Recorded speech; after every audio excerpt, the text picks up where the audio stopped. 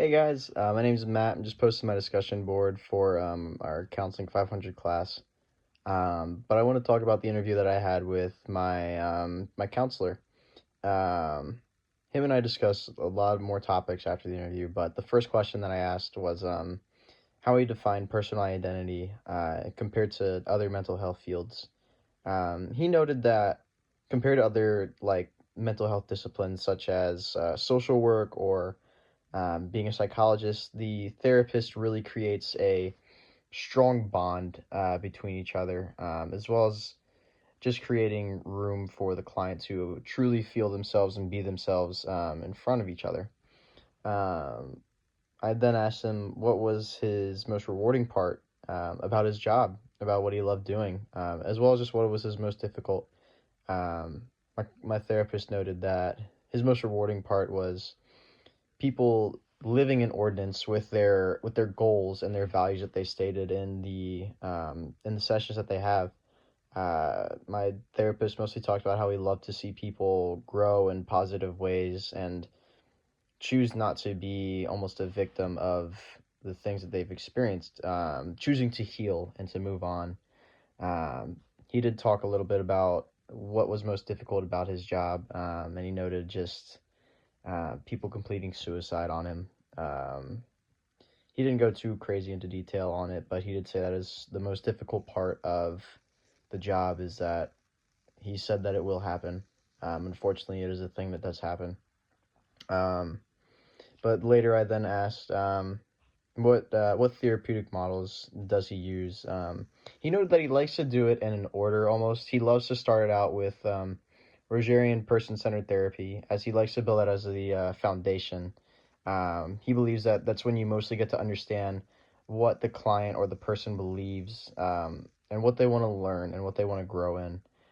He then starts to move into motivational interviewing. He mostly does this he's more of an addiction therapist, as he mostly dives into motivational interviewing. He believes that this helps people with maladaptive behaviors or deeply ingrained patterns, especially if someone's becoming ambivalent to changing. He really loves to use also as well ACT therapy. He believes it's better than CBT, as he believes it allows a client to have more room to be comfortable with their thoughts and feelings. And then just some words of wisdom that he gave me. Him and I talked about joining a professional organization like the ACA or the AAC. He said both are great memberships that he's currently a part of that he's very much enjoyed. He also talks about, with me especially, he talked about going into in-person classes more rather than taking online classes, as he believes that's where he was able to learn, as he used to be a TA at Liberty. But outside of that, the other things that I've learned from our class, um, the most meaningful activity to me, honestly, was our assignment on counselor wellness.